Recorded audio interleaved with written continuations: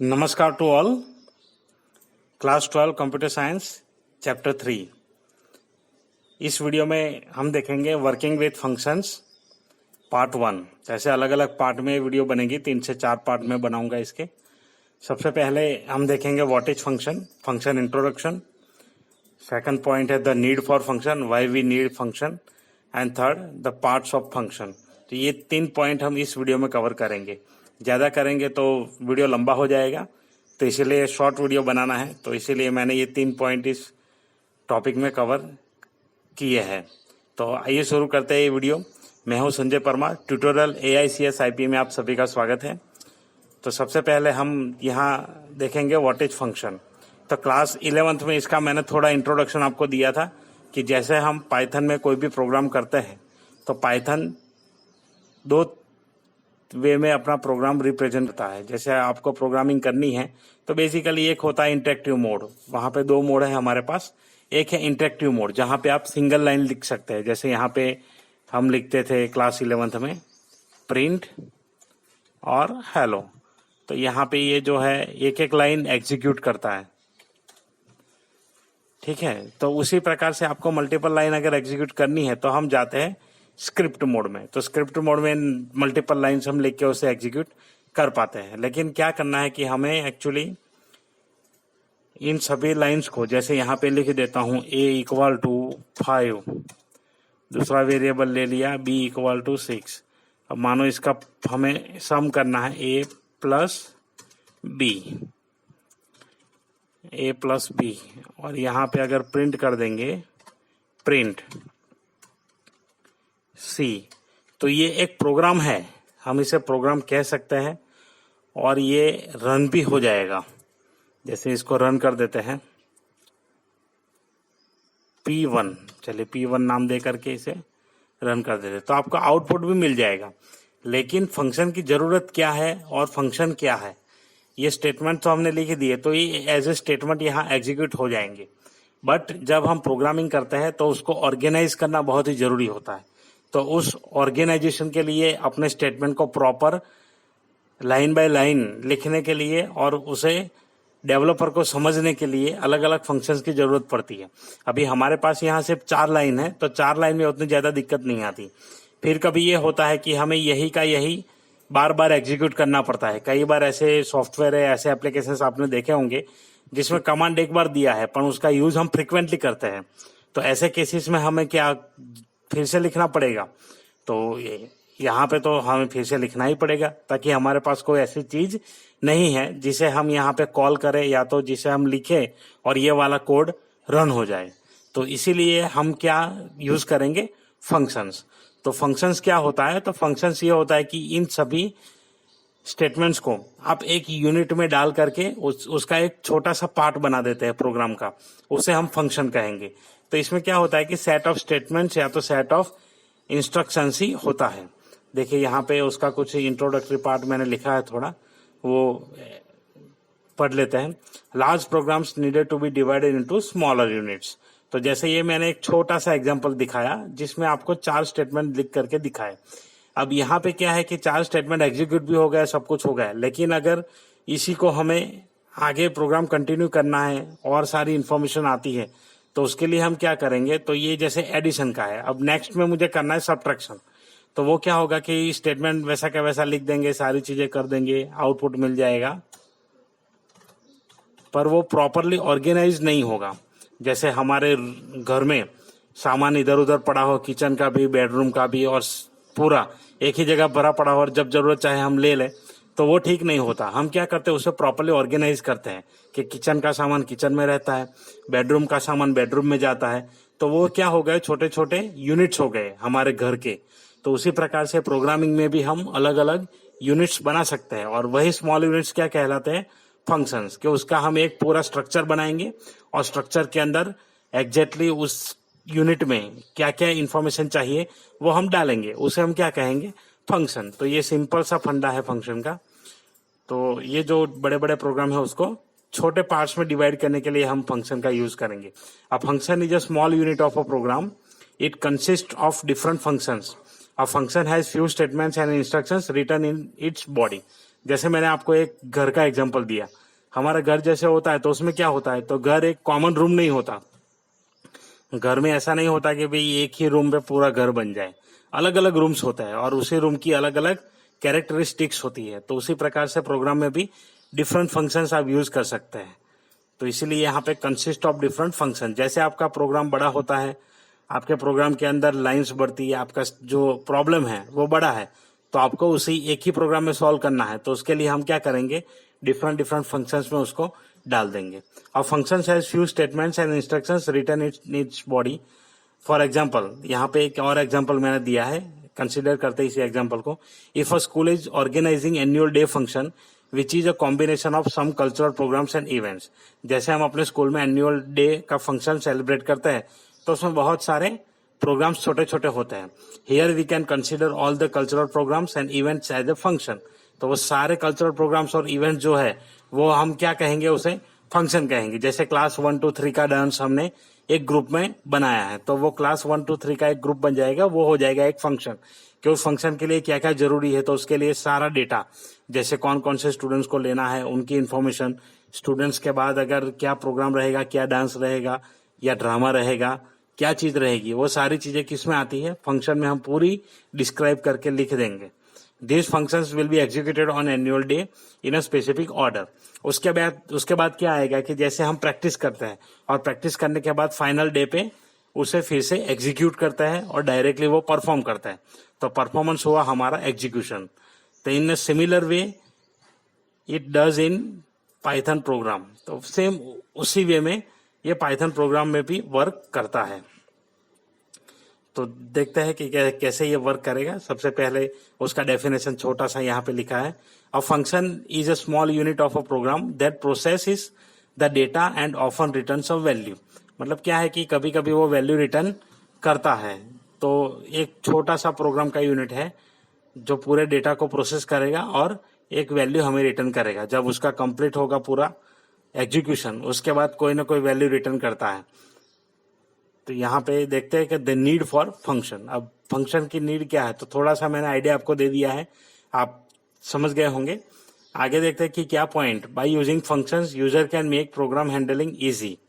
हाँ, तो प्रोग्राम को हैंडल करना एकदम इजी हो जाता है। जैसे आपके पास यहाँ पे ये वाली चीज है, अब देखिए यहाँ पे 2 इनपुट हमने डाल दिए, पर ये थोड़ा कॉम्प्लिकेटेड हो गया कि एक ही बार ये सारा पूरा चीज हमने डाला है। ये है तो हम क्या कर सकते हैं कि ऑपरेटरशिप चेंज करके भी इसे एक ही फंक्शन में लिख सकते हैं। तो वो हो गया हमारा, हैंडलिंग इजी हो जाता है, इतना नंबर ऑफ स्टेटमेंट लिखने की जरूरत नहीं है। और ज्यादा नंबर ऑफ स्टेटमेंट हो गए सिर्फ छोटे से काम के लिए तो उतना ज्यादा हमें देखना पड़ेगा प्रोग्राम में। जब भी कुछ चेंजेस करना है, कुछ एग्जीक्यूट करना है, एडिट करना है, तो हमें वो सारी चीजें देखनी पड़ती है। तो इसीलिए क्या करते हैं कि उसे प्रोग्राम हैंडलिंग इजी बनाने के लिए फंक्शन यूज किया जाता है। सेकंड पॉइंट है, functions allows reducing the size of the program by reducing repeated statements. यहाँ पे जैसे ये लिखा है कि ए बी मैंने एक बार डिक्लेयर कर दिया, वैल्यू भी सेम है, अब सिर्फ हमें ऑपरेशन परफॉर्म करना है, तो एक ही फंक्शन में इसको डाल के हम फिर से कर सकते हैं। तो वो हमारा नंबर ऑफ स्टेटमेंट्स रिड्यूस हो जाएगा, और जितना स्टेटमेंट प्रोग्राम में रिड्यूस होगा उतना साइज उसका कम होगा। Bye using functions ambiguity can be reduced. ये क्या होता है एम्बिग्यूटी? एम्बिग्यूटी मतलब डुप्लीकेशन। कभी कभी ऐसा होता है कि सेम स्टेटमेंट हमें बार बार लिख करके उसकी डुप्लीकेट वैल्यू और डुप्लीकेट एंट्री एक प्रोग्राम में जनरेट होती है। उसे अगर रिड्यूस करना है तो हम यूज करेंगे function. Functions make program management easier. Function से प्रोग्राम मैनेजमेंट पूरा इजी हो जाता है, क्योंकि हम उसको डिवाइड कर देते हैं, तो इसीलिए होल पूरा प्रोग्राम देखने की जरूरत नहीं रहती। पर्टिकुलर फंक्शन में कोई चीज हमें करनी है, मॉडिफिकेशन वगैरह या मैनिपुलेट करना है, तो हम डायरेक्टली उसी फंक्शन में जाएंगे और सीधा उसको चेंज कर देंगे। उसके बाद जो है, functions make the program more readable and understandable. जैसे आप फंक्शंस डालेंगे तो प्रोग्राम जो रीड करने वाला है, प्रोग्राम रीडर, उसे भी थोड़ा समझ में आता है और वो उसको अच्छे से रीड कर पाएगा। तो अब देखते हैं नेक्स्ट पॉइंट है, how to create a function in Python. तो फंक्शन कैसे क्रिएट करते हैं वो क्लास 11th में ऑलरेडी मैं कवर कर चुका हूं, लेकिन एक बार फिर से यहाँ पे देख लेते हैं कि फंक्शन कैसे क्रिएट करते हैं। उसके बाद उसके पार्ट एक्सप्लेन करेंगे जो क्लास 11th में छोड़ दिया था। तो यहाँ पे सबसे पहले फंक्शन लिखते हैं ऐड। इस फंक्शन का नाम हमने रख दिया ऐड। तो जैसे आप स्टार्ट करते हैं DEF कीवर्ड जो फंक्शन डिफाइन करने के लिए हम यूज करते हैं। उसके बाद ये जो फंक्शन का नाम है वो हमें वहां ऐड करना पड़ता है। अब फंक्शन का नाम जो है उसके लिए कुछ रूल्स है, वो रूल्स हम फॉलो करेंगे। जैसे कि फंक्शन का नाम, जो वेरिएबल नेमिंग कन्वेंशन रूल्स हम फॉलो कर रहे थे वही सारी चीजें यहाँ फॉलो करनी है। फंक्शन का नाम नंबर से स्टार्ट नहीं होना चाहिए, ऑलवेज अल्फाबेट से स्टार्ट होता है। फंक्शन नाम के अंदर हम स्पेस यूज नहीं कर सकते, कीवर्ड यूज नहीं कर सकते और कोई स्पेशल कैरेक्टर भी यूज नहीं कर सकते। फंक्शन का जो नाम होगा वो नाम जितना शॉर्ट रहेगा उतना आपके लिए अच्छा रहेगा। तो ऐसे कुछ रूल्स है जो वेरिएबल नेमिंग कन्वेंशन वाले, वो सारे रूल्स आपको फॉलो करने हैं। उसके बाद ही उसका नाम लिखना है। उसके बाद यहाँ पे आएगा ब्रैकेट। ये ब्रैकेट होता है फंक्शन की आइडेंटिटी। जैसे आप फंक्शन लिखेंगे तो ब्रैकेट कंपलसरी होता है। अब क्या होता है कि जैसे ब्रैकेट आप स्टार्ट करते हैं तो उसके बाद ब्रैकेट के अंदर क्या चीज डालेंगे, तो ब्रैकेट के अंदर हमें जो डेटा जरूरी होता है, जैसे इनपुट लेना है तो वो सारी इनपुट एज ए पैरामीटर हम इनपुट कर सकते हैं। अब जैसे यहाँ पे आपको ऐड, तो ऐड में हमें क्या चाहिए, दो चीजें, एक ए और एक बी। तो ऐसे दो आर्ग्यूमेंट हमें चाहिए, तो एक इनपुट होगा ए, दूसरा इनपुट होगा बी, और ये है डेफिनेशन। तो इसीलिए हम यहाँ पे कॉलन डालेंगे तो जिससे ये ब्लॉक स्टार्ट हो जाएगा। तो एक ब्लॉक बनता है कॉलन से, वो मैंने आपको क्लास 11 में समझाया था। तो अब शुरू करते हैं। देखिए यहाँ पे कि कैसे इसको हम रन करेंगे। C equal to A plus B. अब ये अगला स्टेटमेंट डाल दिया तो ये हो गया उसका स्टेटमेंट। तो ऐसे नंबर ऑफ स्टेटमेंट इसमें आ सकते हैं। अब आपको मानो कुछ यहाँ पे प्रिंट करना है, तो यहाँ प्रिंट क्या करेंगे, कोई भी मैसेज आप प्रिंट कर सकते हैं। जैसे यहाँ पे प्रिंट करना है मैसेज, तो प्रिंट C और यहाँ पे ये कर दिया और कॉल करेंगे। तो इसे हम रन करेंगे तो ये देखिए यहाँ पे हो गया, एक एरर आ रहा है। क्यों? ताकि हमने सिर्फ ऐड डाला है, ऐड A, B। ओके, यहाँ पे वैल्यू डाल देंगे। अब A की वैल्यू है 6 और B की वैल्यू 8। तो इसी प्रकार से ये हमारा हो गया फंक्शन। अब यहाँ पे प्रिंट C, ये मिस्टेक हो गई। देखिए तो ये 14 हमें प्रिंट करके दे दिया। तो अब आपको समझ में आएगा कि इसमें कुछ स्टेटमेंट रिड्यूस हो गए। जैसे हमने A की वैल्यू B की वैल्यू इनिशियलाइज की थी वो रिड्यूस हो गया, और ये थोड़ा स्ट्रक्चर वाइज हमें अच्छा दिखता है। तो इसी प्रकार से हम फंक्शन क्रिएट करेंगे। सबसे पहले DEF फंक्शन का नाम, ये जो होता है उसे हम पैरामीटर या तो आर्ग्यूमेंट बोल सकते हैं, जो वैल्यू पास करेंगे, और ये यहाँ पे ब्लॉक डालेंगे। उसके बाद इंडेंटेशन होगा, C equal to A plus B, ये पहला स्टेटमेंट है, ये दूसरा स्टेटमेंट है, और इसे कहते हैं फंक्शन कॉलिंग। तो जैसे फंक्शन कॉल करेंगे यहाँ पे वो एग्जीक्यूट होगा और हमें उसका आउटपुट प्रिंट करके देगा। तो आशा करता हूँ कि आपको ये समझ में आया होगा कि कैसे फंक्शन लिखते हैं। तो आइए चलते हैं अगला पार्ट जो है उसके, और the parts of function. Parts of function होता है सिमिलर, जैसे मैंने आपको एक्सप्लेन किया है। सबसे पहले होता है फंक्शन हेडर। तो फंक्शन हेडर यहाँ पे always starts with DEF keyword followed by the function name and it's parameters ends with colon. तो ये जो पहली लाइन है उसे हम क्या कहेंगे, फंक्शन हेडर, जो स्टार्ट होता है DEF से, उसके बाद फंक्शन का नेम और ये पैरामीटर्स हम इसमें डाल देते हैं कि क्या क्या वैल्यू हमें रखनी है, क्या क्या इनपुट होगा वो हम यहाँ पे डाल सकते हैं। उसके बाद जो है next part of function, that is parameters. Parameters होता है variables itemised in brackets of the function header, जो यहाँ पे हमने लिखा है ये जो ब्रैकेट के अंदर, वो हो गया पैरामीटर। उसके बाद होता है फंक्शन बॉडी। फंक्शन बॉडी मतलब मेन आपका एग्जीक्यूशन, मेन जो चीज है आप क्या काम करेंगे उसे हम कहेंगे ये। तो ये फंक्शन बॉडी जो है यहाँ पे हम लिख देंगे। तो इसके अंदर आपको जो भी काम करना है उसके रिलेटेड इंस्ट्रक्शंस आप स्टेटमेंट्स के जरिए डाल सकते हैं।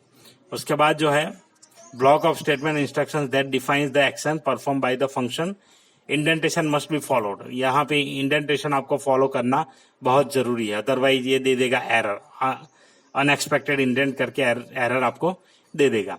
उसके बाद इंडेंटेशन जो मैंने बताया वही है, जो वाइट स्पेस यहाँ पे होती है अपने आप ही आती है। जैसे हम आपको कभी कभी अनइंडेंट का एरर आता है तो आप बैक जाइए और एंटर कर दीजिए, अपने आप वो इंडेंटेशन प्रॉपर कर देगा। तो ये पाइथन के जो स्क्रिप्ट मोड की एक थोड़ी सी खूबी है तो इसको हम ऐसे करके यूज कर सकते हैं। अब यहाँ पे जैसे आप देखेंगे तो यहाँ पे अपने आप ही ये इंडेंटेशन ले लेता है, हमें इंडेंटेशन देने की जरूरत नहीं है। तो ये जरूरी होता है, इसीलिए हमें ऐसे करना चाहिए कि जब भी आपको अनएक्सपेक्टेड इंडेंट आए तो बैक स्पेस करके उसको एंटर दे दीजिए, अपने आप ही सेट हो जाएगा। या तो फिर आप देखिए कि उसी ब्लॉक में ऊपर वाला स्टेटमेंट लाइन कहाँ से स्टार्ट होता है, एग्जैक्टली उसके नीचे ये वाला लिख दीजिए, तो वो भी इंडेंटेशन हो जाएगा। और जो लास्ट पार्ट है वो है function calling at interactive mode. तो यहाँ पे मैंने इंटरेक्टिव मोड लिया है, हालांकि ये जरूरी नहीं है, आपको यहाँ पर भी लिख सकते हैं उसको, जैसे यहाँ पे लिखना है तो आप लिख सकते हैं। ये मैंने लिख दिया, ये फंक्शन कॉलिंग स्टेटमेंट है जिसमें सिर्फ फंक्शन का नाम और क्या वैल्यू हम देंगे वो आएगा। सपोज आपको यूजर डिफाइंड वैल्यू यहाँ पास करके देनी है तो यहाँ पे आप कर सकते हैं x इक्वल टू इंटीजर। तो यहाँ पे पहले यूजर से पूछ लीजिए कि भी कौन कौन सा नंबर उसको चाहिए, तो x यहाँ पे सिंपल डाल देते हैं x, उसके बाद डालते हैं y इक्वल टू इंटीजर और फंक्शन यहाँ आएगा इनपुट और यहाँ आएगा ये इनपुट। सिमिलरली यहाँ डाल देंगे इनपुट और ये होगा y। तो अब यहाँ पे देख लीजिए आप, पहले हम डाल देते हैं x और यहाँ पे y। तो यहाँ पे x डाल देते हैं 5, y डाल देते हैं 3। देखिए ये तो ऐसे ही यूजर डिफाइंड भी आप वैल्यू ले सकते हैं। तो इसमें हमें सिर्फ जो वैल्यू यहाँ डालनी है वो कौन सी आ जाएगी, ये रेफरेंस वेरिएबल जो हम इसका रेफरेंस लेते हैं वो यहाँ पे आ जाएगा। तो इसी प्रकार से आप फंक्शन लिख सकते हैं और फंक्शन बना सकते हैं। तो अभी एक सिंपल आप फंक्शन बनाइए। यहाँ पे मैंने जैसे एडिशन किया है, आप सब्ट्रैक्शन करिए, मल्टीप्लिकेशन करिए और डिवीजन करके उसकी प्रैक्टिस करिए। अगले वीडियो में हम इसके आगे वाला पार्ट कवर करेंगे। आशा रखता हूँ आपको वीडियो अच्छा लगा होगा, तो लाइक कर दीजिए और शेयर कर दीजिए।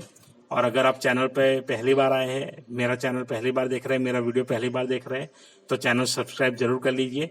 अब मैं इसमें ऐसे ही वीडियो अपलोड करता रहता हूँ। तो मिलते हैं अगले वीडियो में, तब तक के लिए बाय बाय। और अपना ध्यान रखें और कोविड के जो प्रिकॉशंस है जो गवर्नमेंट के द्वारा आते हैं उसको फॉलो करते रहिए। जय हिंद।